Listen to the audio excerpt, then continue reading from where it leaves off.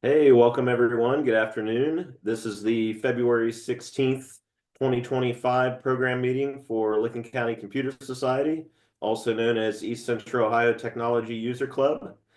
This week, we have a well-known speaker with us. Her name is Judy Taylor.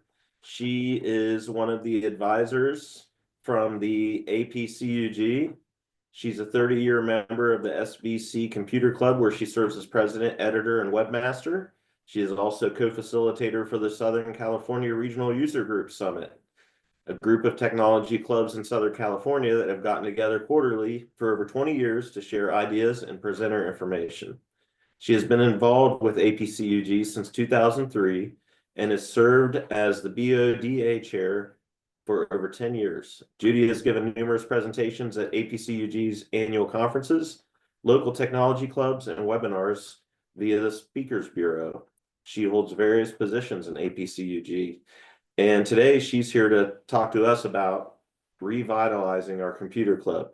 Judy, we're glad to have you. Thank you for being here, and take it away. Thank you much. Yep. Appreciate you inviting me.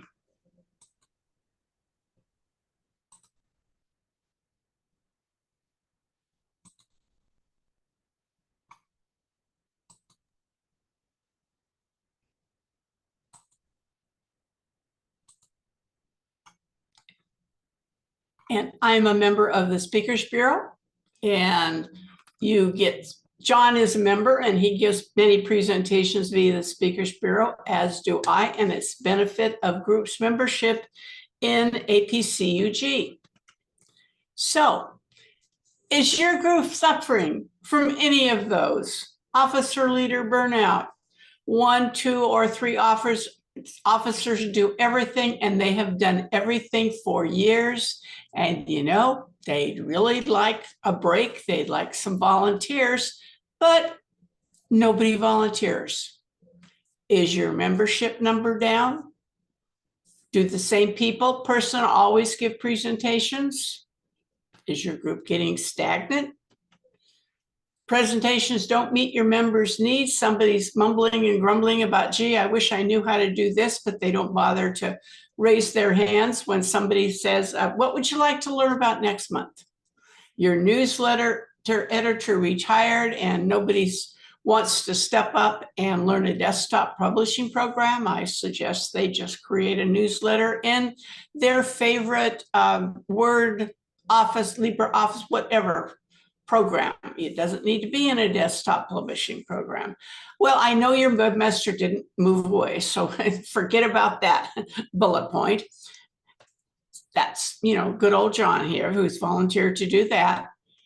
And I, back in the day, sent out 5 surveys, 5 different years, every other year. And these are the hot topics in all the member group surveys. They were almost universally the same. Big top, lack of volunteers, officer burnout, the stagnant programs. That's how we came up with the Speakers Bureau. How in the world do we get new members? And how do we retain our members? What do we need to do with our groups to make it more appealing for members to keep paying their dues and attending meetings? So theoretically, our groups are made up of boomers and the people who are in the silent generation, like I am, before the boomers, and we all are aging together. And people say, how in the world can we get younger members? And I was just discussing this with my daughter one of my daughters on a drive to San Diego yesterday. And she said, Mom, and she's 50, what is she? She'll be 57 the end of the month. And she says, Mom, I've been working with technology since I was in high school. A freshman, we had our computers. Remember you had one, in blah, blah, blah, and we talked about it. And she says, I know how to use my phone and my computer and all this good kind of stuff. She said, I really, don't want to go to a meeting once a month to find out about something that I have been working with all these years. And I thought, well, that's what we always say. We have these kids that have grown up and they have been using, my grandsons were playing games on computers at Grammy's house when they were 5 and 6 years old. So we want younger members, but they really don't need us, so to speak. But seniors are the fastest growing group in the population. Theoretically, we have more time to pursue interests, and they're online one way or the other. And there are a lot of seniors out there that we need to reach out to and say, hey, come on, look what we have to offer. You're struggling with what you're doing. You need help with your computer, your tablet, your smartphone, whatever. This is the place where you can learn and become more comfortable with using your devices. So they want to learn. They don't know where, particularly. They're not out searching the internet for a computer club or a tech club or something like that. And they're afraid of it. And you might laugh or think, really? But yes, many people are afraid it's too complicated. We know that we can make it very easy for them. They are afraid that they're going to break it. Literally, I'm going to break my computer. I'm going to do something wrong. And oh my, all my money's gone down the drain. Not really going to happen. You guys were talking about the latest revisions and things like this and updates. They might not be into things like that, but we can help. And they say, oh, I am too old to learn something new. We actually had a computer club go away, disband, because nobody wanted to learn how to use Zoom. And along had come COVID. They couldn't meet in person. And I trained many people of the group, and when they left a one-on-one with me, they seemed to be comfortable, but they truly, can we just come over to your house? It was at the beach below LAX. And the president said, no, you really can't come over to my house. And so they disbanded because they said we're too old to learn something new. And the biggie is, people might think my question is stupid. And no, I always started my 20 some years worth of teaching tech classes with, there are no stupid questions. They are clarifying questions. And especially, well, even in the in-person meetings, even with the Zoom now, somebody will ask a question and I'll see people nodding their heads. And they're not going to raise their hand and ask the question. They are very thankful that somebody wasn't embarrassed enough to make oh, this is a stupid question comment. And they're happy that the question was asked. But that's kind of a biggie. And we need to be able to make everybody feel so comfortable, they don't care. They are clarifying questions. So our job, especially if you are a nonprofit, and you guys are, our mission is educating people. That's why we're educational nonprofits. And I love this. These user groups didn't keep up with technology. We actually had a group in Houston, which is why this presentation exists. And let me admit that person. And they didn't keep up with technology. Along came smartphones. The people who were running the group were only interested in computers. Their membership dwindled away. They even owned their own building. They were so successful. They had to sell it, and HAL PC was no longer viable.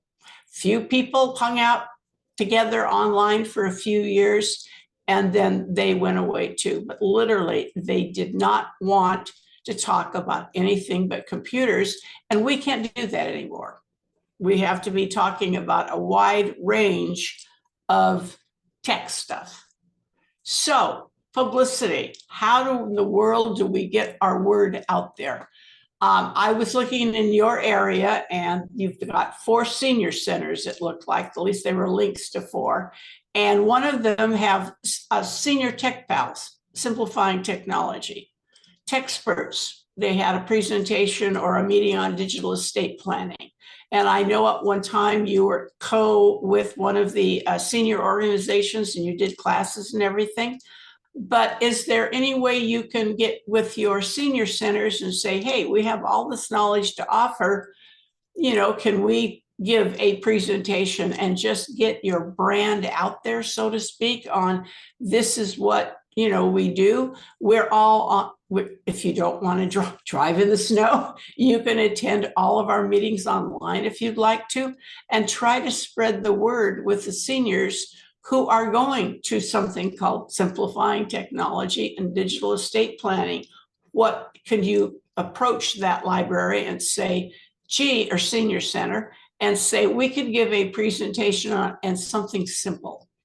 The Licking County Library has Tech Mondays, the same thing. And here are newspapers and city calendars. These are places where you can place an ad. Now, somebody has to put that together, right? Well, John's going to have information on the website and it's going to be up to date. So you put something together that is super simple and explains who you are, and you're just, Iquatuck, without mentioning that we used to be. Nobody cares really, honestly, about what you used to be. It's the here and now, and you guys have a good tech club name now. And at the end, it is .club, which is unique. But these are all free. And all somebody needs to do is come up with something, again, ordinary, what you do with your group, and it's something that is, I'm sorry, use AI and make it really, an interesting blurb and a link to the website. Find out about the latest meeting here. John keeps the website up to date. And this is the problem with some groups in doing something like this. They don't keep their websites up to date. So they can't ask anybody to click through to their website to find out about what you do or what your next meeting is about. So that's something. And you guys have Spectrum, your TV. I know some people aren't happy about that. But where I'm located, they have a Spectrum One, which is channel 1 in our area. And they have a segment, this is the community, and they will let people talk about their meetings and things like this. So somebody just needs to pick up the phone and call Spectrum News in your area and say, do you have this? Or you already know that this is out and about in your area since they've come to town. So they, and you want to get a relationship going with them. Again, super simple, and it's short and sweet and to the point. Again, you've got somebody who can write something really snappy or use AI and come up with just a few words that you can talk about your group, how long you've been around and things like this. But they are looking, in my area, they're looking for community news. So try Spectrum and see if they have that in Newark, Ohio. And if you are looking for a presentation in your community, a lot of us used to be able to reach out to the community and, get various and sundry companies, vendors, etc., to give a presentation. And whoever does this, and I suggest you have more than one person, that this burden isn't on a volunteer, or you're never going to get a volunteer that wants to do it, but have them work on what they know. So, and when you reach out to the community, tell them, it's like you're giving a sales call to how many average, and buck up the number a little bit, do you have attend your meetings? Instead of individually talking to each person somewhere, someplace, they can give their sales pitch before they give their presentation or afterwards, or just a talk, and they're reaching all these people at one time, one-stop shopping for them. And you have AAA in your area. Hey, do you guys do a presentation on ID theft monitoring? They offer that service. AARP Ohio, they have all kinds of presentations they can offer. An ambulance service. I got hauled away in an ambulance last year and I had absolutely no idea what to expect. And That's a good presentation. Again, they're advertising their services. Do you have an astronomy club? Car dealer would like a presentation about a smart car. Well, the car dealer for 30 minutes or 45 minutes of his or her time can reach X number of people talking about smart cars at one time. Theoretically, the people who attend your meetings are going to talk to a friend or a relative and say, you know what I learned today at the meeting, you can do this, this, and this with a smart car. And it really sounded interesting. Next year we will be buying a new car, and this is what I'm going to be looking for. And whoever they're talking to are thinking, and they learned all of that at the club meeting. Chiropractor, ergonomics. Do you have a city disaster prepared office or the Red Cross? September is National Disaster Preparedness Month. Cool to have somebody give a presentation on that. Works for good publicity. City webmaster, traffic control, had those at my group. Your district attorney's office, your county, whoever you have in your hierarchy of people in charge of prosecuting and things like that. Local FBI, they will get in touch with the office closest to you and say, hey, we'd love a presentation on senior scams. They have presentations they would love to give your group. Genealogy Club, I just added this morning. Ray Baxter lives in Arizona, and he has discovered a genealogy club, and he's enamored of working with genealogy. It's something new for him and technology. So he asked them if they would like a presentation by Sue Mueller, who is a member of the Speakers Bureau. She has one on genealogy and technology, and he's doing a joint meeting. The Payson Computer Club is running it, but the genealogy people are all invited, and APCUG Payson is providing the speaker, and she is an excellent speaker. He said with him talking about the group and what they do, his Payson group, at the genealogy meeting that he goes to, he said they have 2 new members. Go figure. Innovative idea. Your library, here's your local TV station. Groups have had all of these people. Yes, I'll give a presentation. Doctor, everything's digital now. Internet, medical devices, how do you use them? Pharmacist, how are they using technology? Police departments, again, your topic is going to be senior scams. Would you please, do you have a presentation that you can give us about senior scams? And my vision for program chairs is, do you really want one person scheduling all the meetings? Program chair is actually one of the most difficult and time-consuming jobs in the computer. Being the president is the least amount of time spent. If you are just the president and you're not doing other things as the president, like involved in special interest groups and things like this, easy peasy. You come and run the meeting and you run the board meeting. Program chair has to come up with 12 meetings, and that hopefully people want to come and attend. So I suggest 3 or 4 person and get people who it's their expertise. Somebody knows local presenters. Hey, I'm involved in this, I'm involved in that. Yeah, I have the contacts that I could ask local people to give a presentation. Somebody that is tuned into the Speakers Bureau, and I update the list all the time, checks into the website, finds out what's new in the Speakers Bureau, sends a copy of the Speakers Bureau list out to the members and says, let me know what you're interested in. I gave a presentation to a local group here in Southern California, and the president said, would you please ask them what they would be interested in learning next month? He said, I do that, and it's tick a lock and throw the key away. Nobody says anything. So he said, maybe they'll say something to you. So I finished my presentation. We were finished with Q&A. And I asked the question and everybody looked at me. Everybody's mouth was zipped.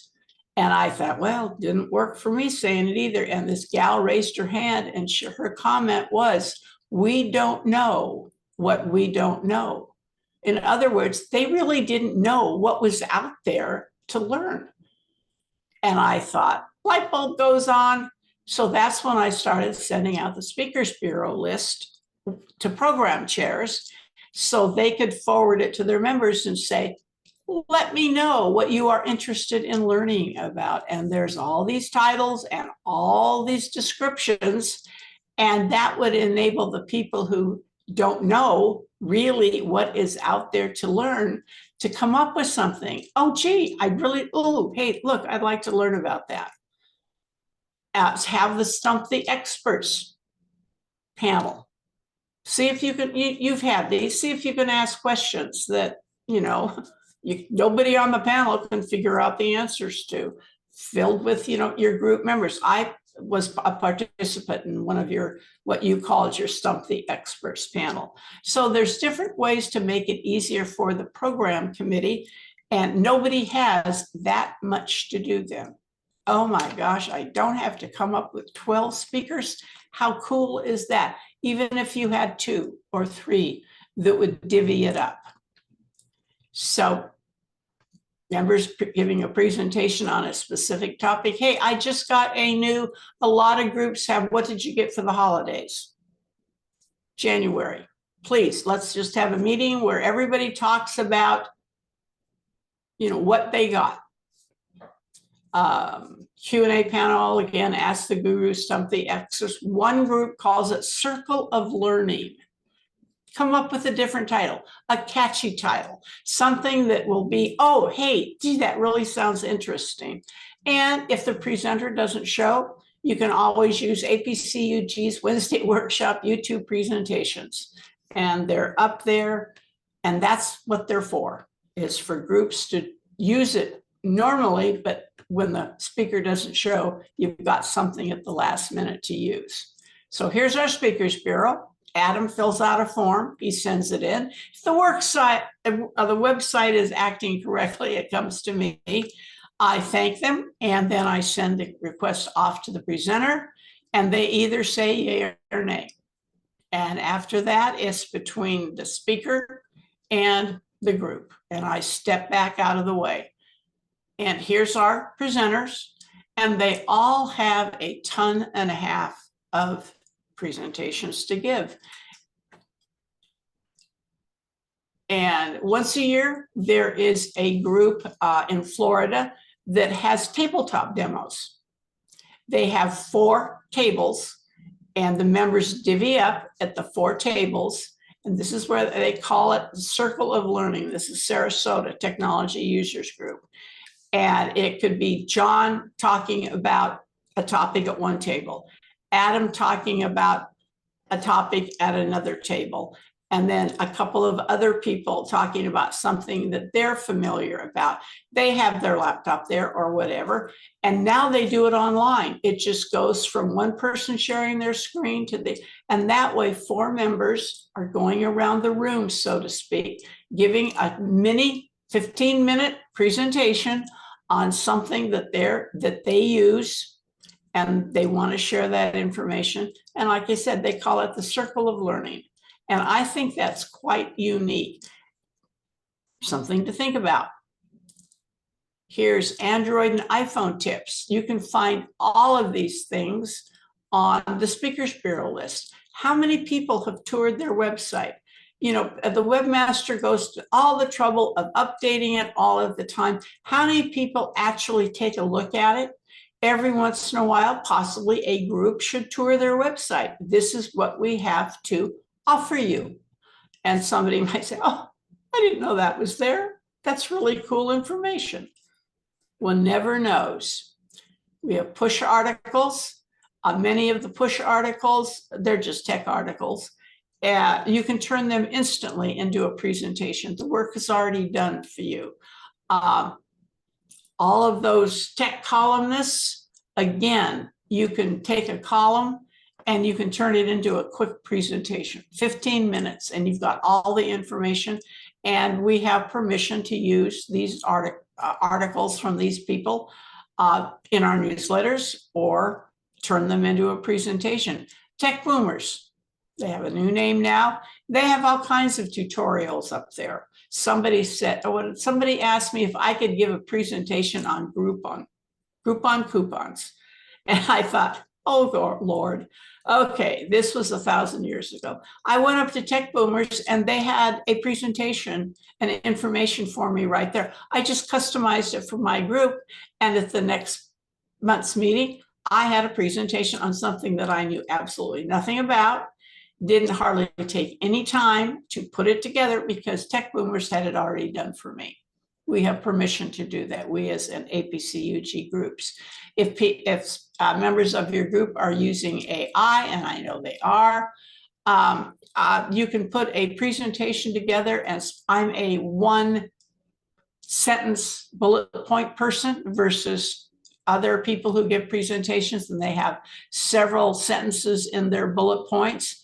And you can say, AI, I would like a presentation on, and fill in the blank that you're interested in, and one bullet point sentence. And it will give me an outline for a presentation that I can talk about with one bullet point sentences. Another person does that, and he prefers several sentences in his bullet points, and he will get a presentation like that. So these days, it's kind of easy peasy to put some presentations together. You have this, tech thing that you just got, you're really enjoying using it, and you can ask AI to help you instantly put a presentation together about it. And then you just sit around and talk about it. You just have your bullet points to remind you of what you want to talk about. And we'd like to have member of APCUG on your website so they realize that there is something that you're affiliated with. An international. Oh, yes, we have groups in Australia, Canada, as well as the United States. So your website. Do you have up-to-date information for officers, or at least info at addresses? And does someone actually answer those emails? I test them out every once in a while. I'll find a APCUG group that has officer email addresses, and I will send one off, and I wait, and I wait, and I wait. There's really not anybody monitoring that. An info at. I know John has it set up with yours that it's parentheses dot parentheses com, because we do that because we don't want our email addresses on our group's websites to be harvested and turned into spam emails to everybody. But do have a contact form if you don't have all the addresses, all of the listing there of everybody. Do you have a general contact form? Again, does somebody answer whoever it is that sent the contact form in? That's what's critical. The bottom part is what John does. Do you have a phone number? There are people out in the world that still like to pick up the phone and call.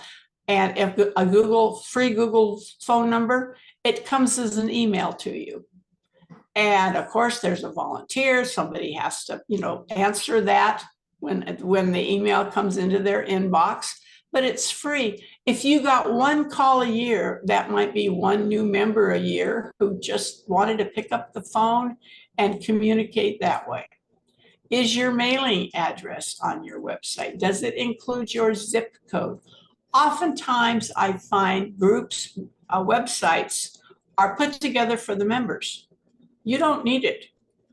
That's your primary way of advertising your group. Somebody's moved into Newark and says, I have a problem with my tech stuff. I wonder if there's anybody here that can help me. And you want your website to appear when they search for it, but you want on your website, you want to have pertinent information. And I hate to say, but having the history of your group on your homepage is not interesting. You need to have exciting news about this is what is coming up. This is what we offer, and it's got to be up at the top. I did this with the Columbus group, and they needed 2 volunteers. And I said, I just moved to Columbus. Do I really want to get affiliated with the group that is looking on their homepage for 2 volunteers? No, because I'm going to think, I wonder if they're really not doing everything they say they're going to do because they need these volunteers. I said, yes, you need volunteers, but it does not need to be at the top of your homepage.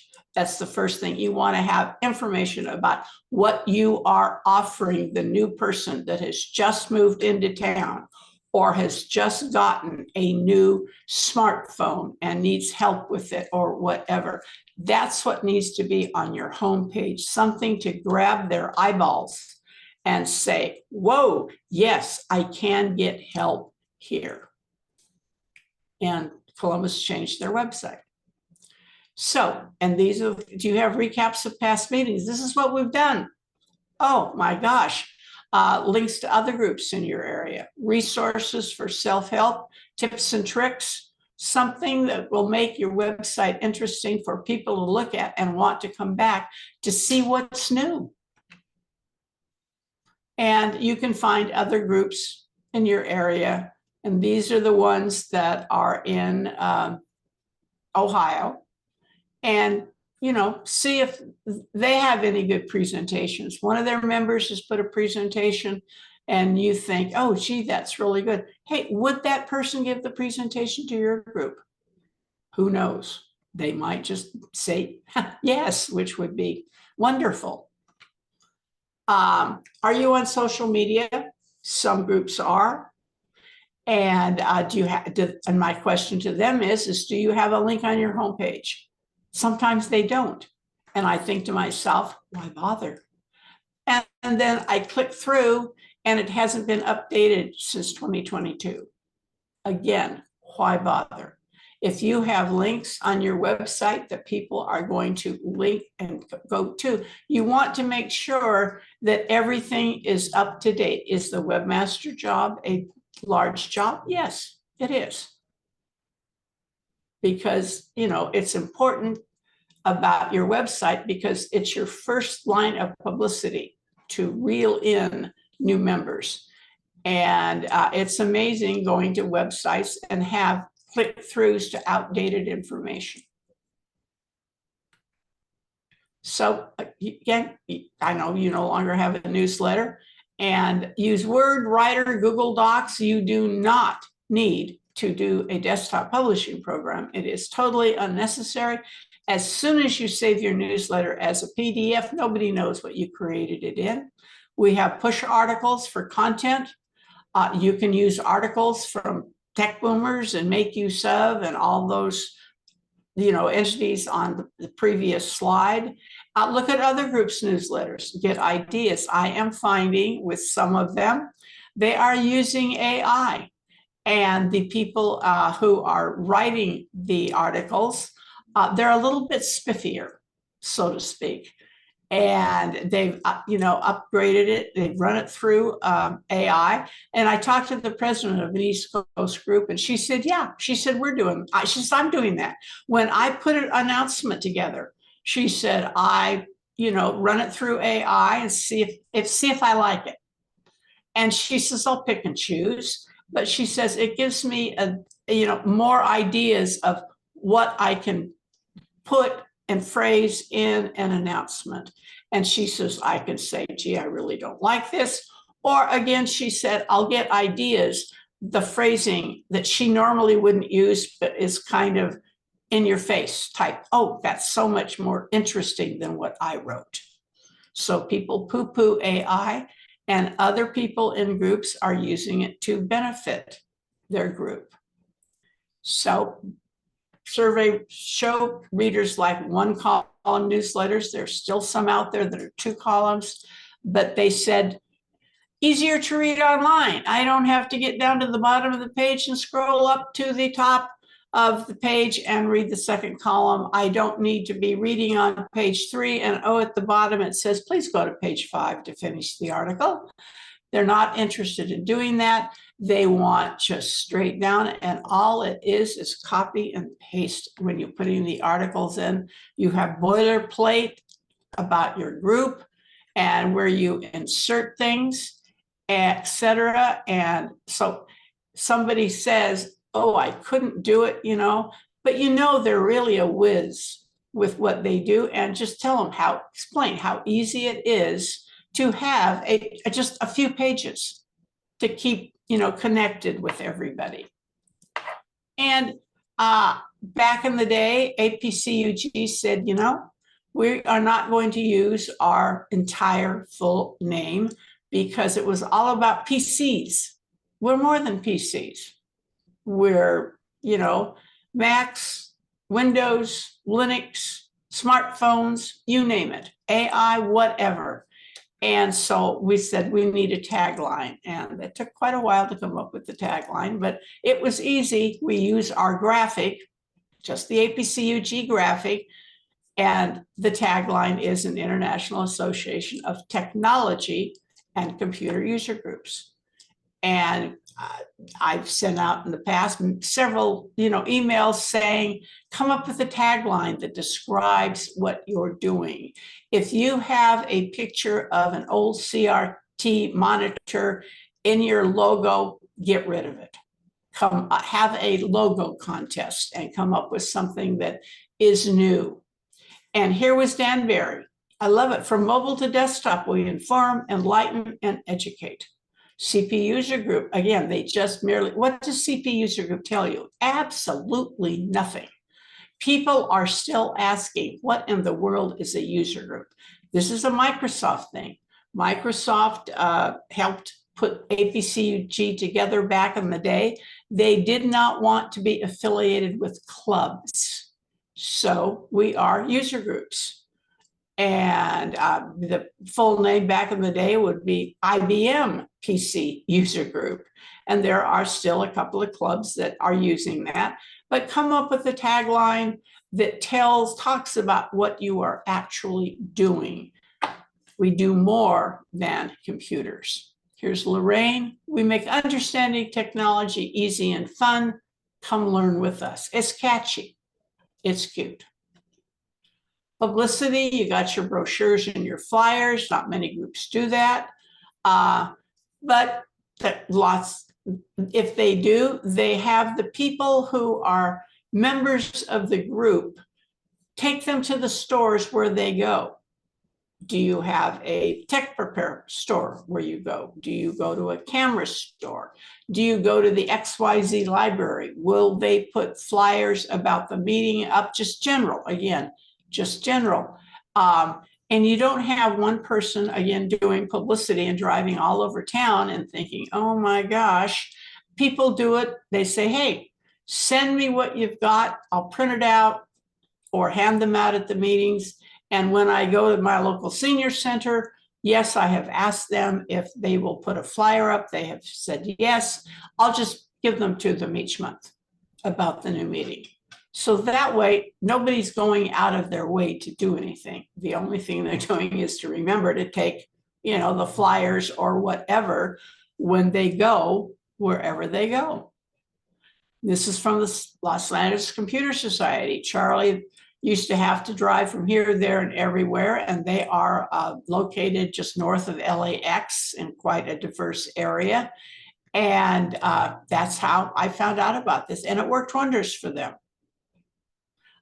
Do you have a mini presentation? Just a little, 4 to 6 slides about who you are, what you do, and all that good kind of stuff. And one of the senior center might say, could you come over and just tell us who you are? Give a presentation to the folks in the computer lab, and somebody who does presentations would, get in the car if you can drive, it's not snowing horribly, and go over and give a presentation or give it via Zoom. Just talk about who you are, what you do, and gee, we'd love to have you as a member, blah, blah, blah. Back in the day when people had newsletters, I suggested Put a 4-page sample newsletter together with current information in it, information about what you're presenting, what you have given presentations on in the past, so they can see what you do, get an overview of you, and then a couple of articles from, How to Geek or Make Use Of. And so when you have guests come, I would give them the newsletter and an application. And, and that was their welcome. They got to take that home. You could have that on your website. I'm sure your application is on your website, but, just make it easy. And again, it's just something in their hand. They have something in their hand to take away from being a guest at your meeting. We also had, if we had guests, I had a few minor tech toys, so to speak, and we would have a guest raffle specifically for the guest. Each guest was given a raffle, half of a raffle ticket. And, we had the rolls with them, and we had our giveaways for our group, and we did collect 5 raffle tickets for $1 type thing as a fundraiser. And then for our guests, we would have a special raffle for them to make them welcome. Hi, when you come to our group, you have a chance of winning something. Come back again, join us. I know you meet at a church, but can you have an open house on an alternate day?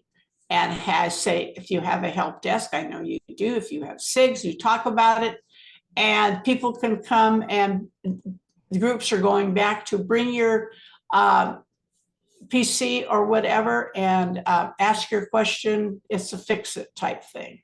Many groups had that pre-COVID, and now they're starting to do that again.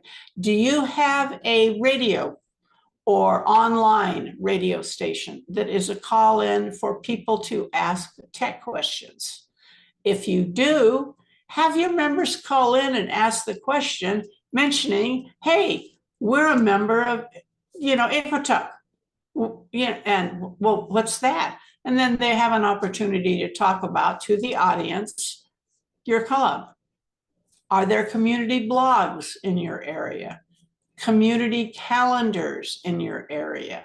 Again, it's one-stop shopping. You write one blurb that covers this is what we do, this is where we meet, blah, blah, blah, and then a link through to the website for the updated information about the current meeting and how to get the link, the encrypted link. And then somebody writes up something spiffy, and the website's updated, it's done. You don't have to keep doing it. This is the Spectrum cable TV station. Ours in the area is tasked to have groups that come in and talk about whatever. But would they let you have a live Q&A session? Is that something that Adam, John, other people like that could do? And try to become in your area the group with the latest tech disaster happens, ransomware, via letters to the editor. Do you have a PSA announcement on your website? Pikes Peak is unique. I do believe they are the only ones, but Joe N has a recording welcoming them guests, telling them about the group, and there's just a link on the website, and you get Joe talking about the group. Again, it's just a novel idea. He did it once, it's on there. They don't have to think about it again unless they were to drastically change what he's talking about and how they, conduct their meetings and things like that.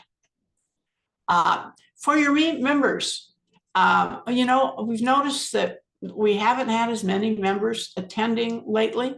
Well, do you have a pre-meeting looping presentation to remind your members, whether they, of course, are in person or online, about what you have presented during the last few months? We have given presentations on blah, blah, blah, blah, blah, blah, blah, and somebody looks at that and goes, oh my gosh, I didn't realize they were giving a presentation on that. Must not have read that email. And they see what you're offering, And it gives them a rejuvenated spark, so to speak, because they see that the new stuff is being talked about. Gee, I would have liked to have learned about that. I'm really going to have to get my act together and get to meetings, whether it's in person or online, because they're missing a lot. You can have pictures of your board members. You have new people who are just online members. They have absolutely no clue who the board members are. And so you've got pictures on there. If you have new guests, you have guests come into the church, your meeting location, have somebody who will sit, near the new person. And, oh, well, there's John, he's our webmaster. Here's, Adam, he's the program person. And, and by the way, the restrooms are down the hall over there and, around the corner. So you're making somebody feel welcome. They're just not sitting there kind of looking around and go, okay, what do I do now? So make them welcome. And they're seeing what you offered in the past.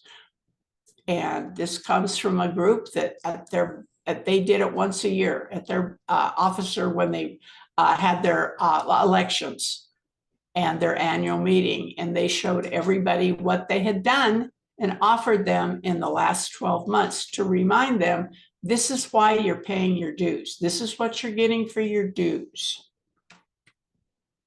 There's that. You have special interest groups, remind them. There are many groups that at the beginning of each meeting, they go around to each special interest group, whatever they call it, and they talk about what they're offering next month. The Westchester group that is now Tech Ed Connect in New York. This is what they do just before they, introduce their presenter. And each person who is at the meeting gets to say, okay, next Monday, we're talking about at our next blah, blah, blah. This is what we're going to be covering. And it's, 2 minutes worth of PR for somebody who might say, gee, I wondered what they really did there. The description isn't the best. Well, they've just heard about it. Got your agenda, you got your current meeting info, and like I said, what you did in the past, what you have, this is what's on the horizon type stuff. Some tech cartoons. You can use any how-to geek cartoon with no copyright issue at all, but puts a little bit of humor in there, get the laughs going. And again, I said we'd all like younger members, but we need to be out at senior centers, adult ed classes. At the end of each of my adult ed classes, I had, this is the computer club, your local tech group. This is what we do. Oh, by the way, if you're interested, here's a sign-up sheet, and I will be more than happy to send you an email about our next month's meeting. And a few people would sign up, and that was one way that I recruited members. And I had a little form that was a quarter sheet of paper that said, name, phone number, email address, what are your topics of interest? And if you fill that out and you bring it into a meeting, you get a free raffle ticket, giving, somebody a reward for doing it. And offer incentives. Many groups have incentives to people who get new members. A month extension on their dues, 2 months extension on their dues, a little gift certificate to Amazon or something like that. It's an incentive for people to be out and about talking about your club and reeling in new members. And if you do have guests, please send them, thank you for attending. We really appreciate, hope you learned a bunch, blah, blah, blah, blah, blah. But, it's back in the day, we would write things like this, not necessarily, thank you for the birthday present. And it's that kind of a thing, but make them welcome. You're following up, you've got their email address. And if you get them to reply to you, which, please let me know, do I have, would you like to receive more emails about our group, whatever, and they're giving you permission to use their email address, and that covers you with the Can Spam Act. Take their picture, a new member, welcome them in the newsletter, a little bit about what they do with technology, what they want to do with technology. Have a sign-in desk so guests can be acknowledged during the meeting. We have groups that are doing that with, okay, we have 3 people at our on Zoom as guests, and they will introduce them. Make them welcome before you start your meeting. And this is my guest form. And I said, and this was there. And where did you learn about the group? And it would be the newspaper, a meeting announcement. Now it would be next door or, wherever. And what are your interests? And look at that. We would look at that and say, okay, then maybe we need to put together a little presentation about fill in the blank. And you really need a statement on your application that says photos may be taken at functions and possibly uploaded to the website, social media, etc. And then there's my have a guest drawing. There's the welcome people, sit with the new member. Again, make them welcome. Hey, I really had a good time. I not only learned about technology, but everybody was so darn nice. And I ended up, meeting all these people, and I didn't have to sit by myself, blah, blah, blah. And I suggest have a separate meeting announcement email to guests. I had one group that had how many members do you have? Well, we send out the meeting announcement to X number of people. And I said, no. My question is, how many paid members do you have? Oh, gee, really, I don't know. We just have all the email addresses together.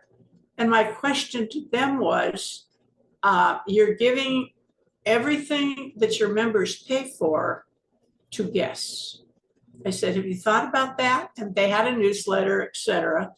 And the light bulb went on for them and then said, oh, yeah, I don't think we've ever thought about that. We just added them as they came in and our email list got longer.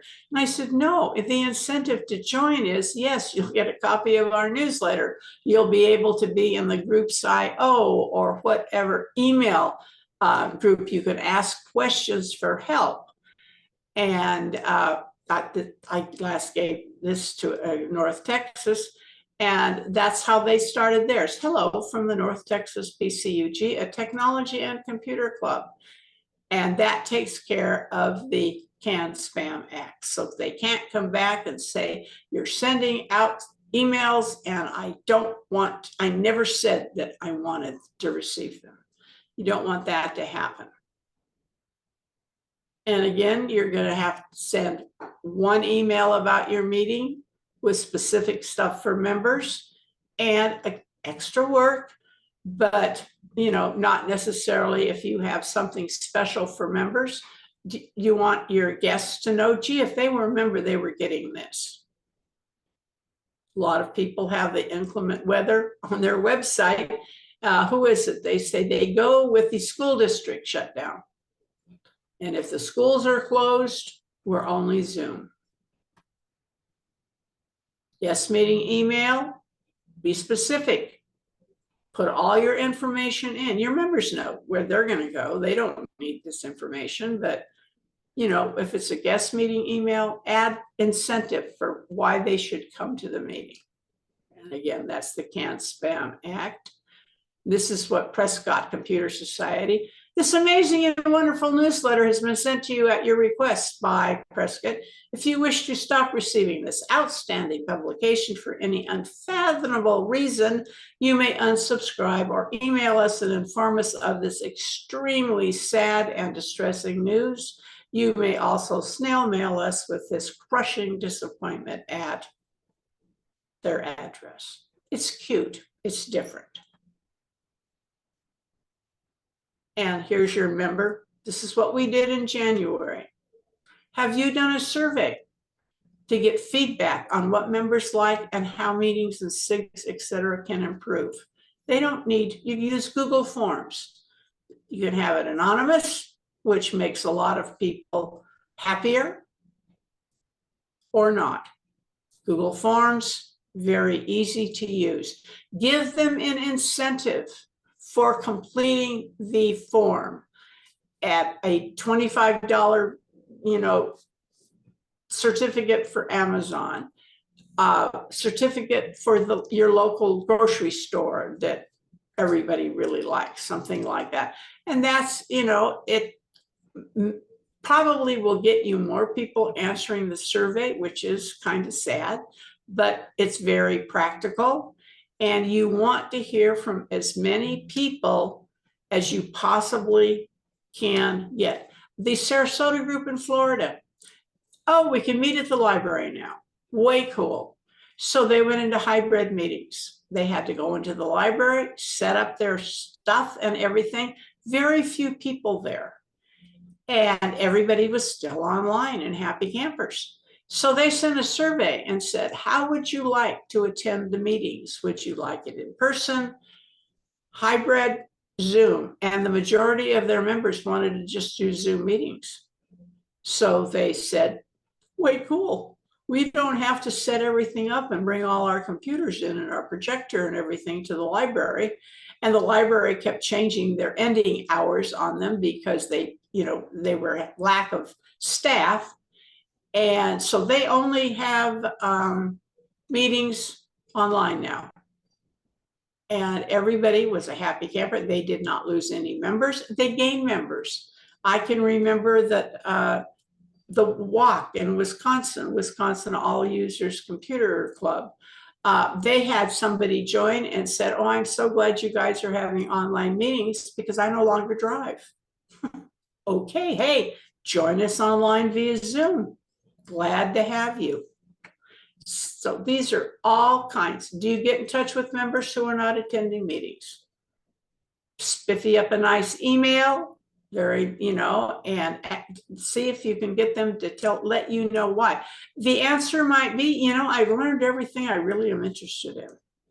We actually in Hawaii had a group close because the person running the group said, I'm happy with my technology. I've been doing this for years.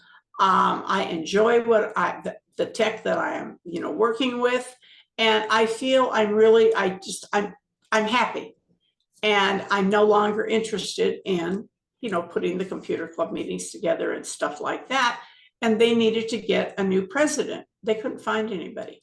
So their group disbanded. They did not want the group to disband, but they couldn't find anybody that would take over. So they folded. And their president, the mover and shaker, said, I've learned what I need and I'm done. We might think that's ridiculous, but for him, it made sense. Okay. Why they left, what they liked, where you need improvement, not what they didn't like, but where your club needs improvement. Maybe it's something like, I don't drive anymore. Well, then they need and I'm not familiar with Zoom. I don't know how to use it. Then they're going to need a one-on-one with somebody that is willing. And I did a gazillion, and John did a gazillion of those at the beginning of COVID to help keep clubs going because all of their members needed to learn how to use Zoom. Okay. And volunteers, how in the world can you get them? Well, the first thing is just don't stand in front of the group and ask, because nobody in their right mind is going to raise their hand. It's just not something that, people do. They just kind of, don't. So with that, you need to know your members. Do your members wear badges? Or does everybody remembers everybody's name? It's just so nice to be able to say, oh, hi, Peter, how you doing? And versus, how you doing? With no name, because you don't remember. You only see that person once a month. You do not remember their name. Make it a practice to talk with different members before the meeting and during break time. This is your board members and people like that like to talk to folks. Find out what they're doing, what they're interested in. And then if volunteers are needed, you're going to find somebody that had in their past life did a newsletter for other groups. And that person might be approachable for putting your monthly newsletter together. But if you don't make a practice to know your members, you're not going to know that. Okay. You're looking for people who regularly attend meetings, again, what they're interested in, their work background. Yeah, you know, I really kind of miss doing the fill in the blank, and you go, we need somebody who does something that is on the same area as that. And maybe you have a volunteer. You've gotten to know your members. And groups have a section on their applications that says, lets new members know about the various areas where they can help. It's not on the first page of their website, but it's on their application. And also on the application, what, you know, how do you use your technology? Well, you know, I'm using it for my PC. I have a new smartphone, but I really don't know how it works that well. And you get them to write down, you know, or type in if your, you know, application is online on, you know, what they want, why they're coming to your group. If you ask them to raise their hands and talk about it at a meeting, they might not feel comfortable doing that. But if the information is on your application, oh, you know, they sometimes go on forever letting you know what they know and what they use and what they need help with, why they're there. It's easier than talking about it out in public. What's important to them, you know, do people just like to participate? We had a president of APCUG, and for him, it was the status of being a president of APCUG. And he knew nothing about this organization. Or did they just want to work in the background? They will be more than happy to volunteer and work in the background, and they don't care if anybody knows what they're doing, but they are helping the group, and they don't need recognition, and so on. But again, make it positive and fun, whatever their motivation is for volunteering. I am finished. So, does anybody have any questions? Additions? Why didn't you talk about this? Or whatever. Yeah, I think I do have a question, kind of general for the computer user group here. I know a lot of what we focus on is for seniors and so forth. And it seems like our computer society has had, you know, the same members for, you know, 30 years or whatever.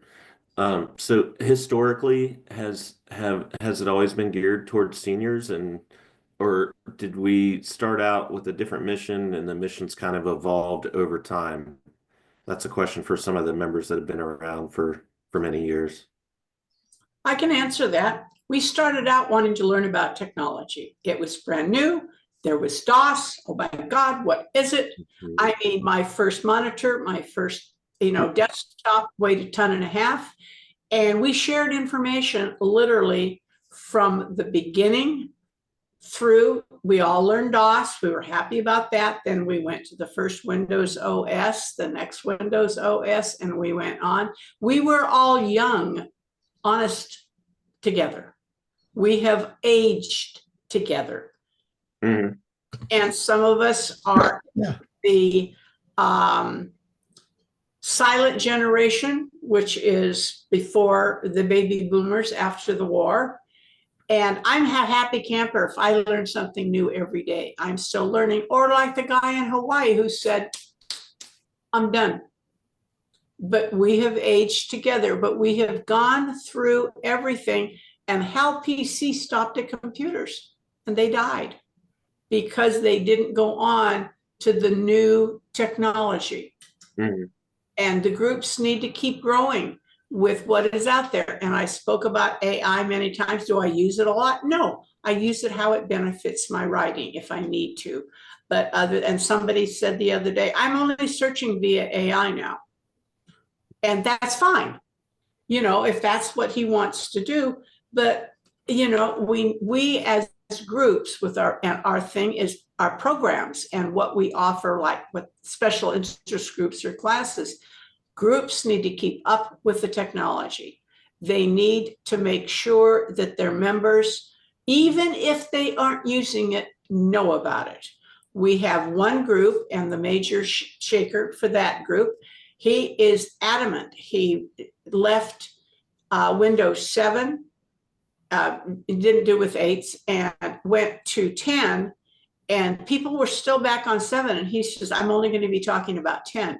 If you have a 7, don't ask me any questions. And he insisted that their members all change to Windows 10. When I did that, I just talked about I talked about Windows 7.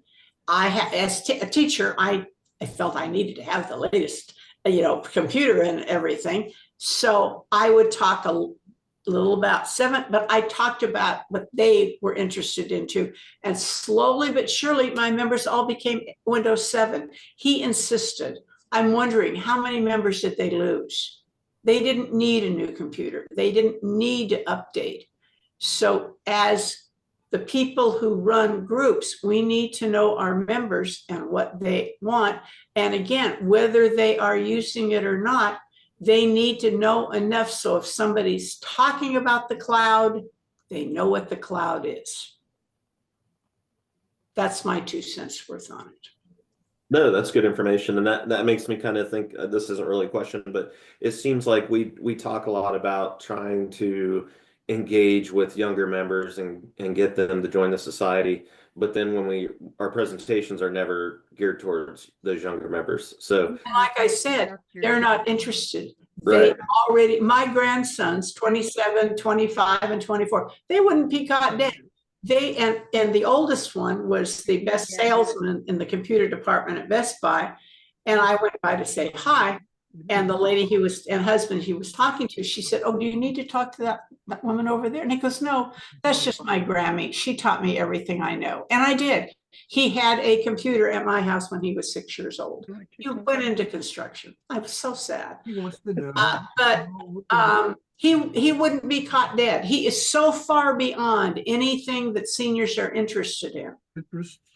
It's a lost cause. You're looking for seniors who know nothing, but need help with their technology. Nancy, you're on. Judy, that was so informative. I tried to write down things, and No, you get the presentation. you will send that? Oh, certainly. Thank you. It's also being recorded. Lots of good information. Nancy, I loved your hutch in the background too. It reminds me of my maple. Adam asking a question. Thank you. Any other questions, comments? There's Mary Frances this is might. Mary She can't. Frances. Oh, Mary Yeah. Frances, hug. She couldn't find her raised hand. Well, that's a lot of people can't find their raised hand. So what does that tell you, John? We need to make it permanent on this screen. And Let me see if I can find it. And you need to go through where everything is so everybody's comfortable. Yeah, it's under reactions. Everybody knows I'm going to say something because I am such a blabbermouth. I know. Right now, I wanted to get my husband to speak of one little item that he does that may encourage people to come to a meeting and sign their name. Everybody that comes is invited to write their name on a little ticket. He puts them in a pot. He calls it his attendance incentive program. If they come online, they can have a ticket. If they show up in person, they can have a ticket. And you were just now mentioning things along that line. And I told him that he should take advantage of one of your tips. And that was what, Dave? Offering a guest a ticket. He thinks that anyone that comes as a guest should be offered a one-time attendance incentive ticket just Well- for showing up. Whether they are in person or online, groups would say during COVID, oh, we have all these raffle prizes left over from, when we did all our meetings in person. Well, sorry about that. You do have those, but hey, those Amazon or very popular are just grocery store gift cards. And they're Well, online. It's not actually, nobody has to go to the store and buy them. It's just an email and you say, this is what you get and here you go. And that's how you can loop in the people that are online. Because I know you have physical stuff that you give away at your meetings. yes, and do you know how they're paid for? How? Our group brings used empty cartridges, and Oh. he does a program with a local store that wants those used cartridges, and then they give us money to buy items or tickets to buy items at their store for that amount of money. Okay, do you have that information on your website up close and personal? No. You should. I love that because people are into recycling. Yay. EcoTruck recycles. That's way cool. And oh, look, they're dealing with fill in the blank, the name of the company, Office Depot, Staples, whoever. And then they are rewarding the members with door prizes. You can't call them raffle prizes in California. We call them attendance incentives. Oh, outstanding. But that needs to be on the website. That's a gotcha as far as I'm concerned. I'm looking at him and smiling. Are you going to do that, sweetie? And I don't have an answer yet, but we'll help him. We'll help him. Mr. Kennedy, which way did you just shake your head? John's the webmaster and he says no. That's okay because I want John to completely redo his homepage. John, are you saying you won't do it or you're saying that Davey cannot do it? I'm saying we're putting too much on John Kennedy. Yep, that is a true statement, Mary Frances. No, I'm just saying nobody has ever thought of that before. And like I said, John, I'm sorry, I went to your website. Nobody cares about your history. It's very nice, but that wouldn't make me want to come to your group for any reason. Nope. Nope.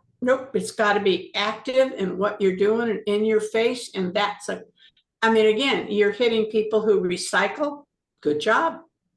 Tech Club. And how you're giving it back to the members. Gotcha. And you're also giving the store a plug. Also gotcha. But that's more work for John. Yeah, you do it once. Yeah, I know. Not if we can get Davey Roush to write it up in the words that he wants it to be. And absolutely. He's the one that's running that little part of the program and collecting all these things and taking them to the store and trading them in and taking care of the money or the amount of.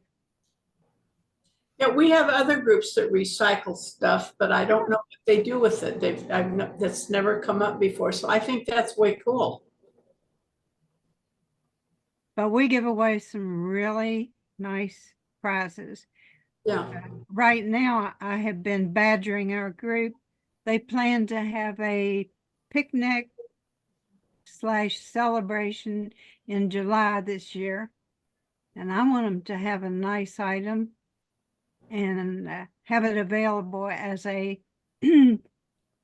pseudo raffle prize and spend so much money ahead of the meeting and maybe make enough money to pay for it and blah, blah, blah. Mm-hmm. Under the Computer Hood user group that is now they've given up their nonprofit status and they are a social group meeting with no officers and no dues. We have 3 groups that are keeping going that way. And they had that at Christmas time and they bought then they had a table where people could bring in, all the stuff they really didn't need anymore. And it was like a mini swap meet.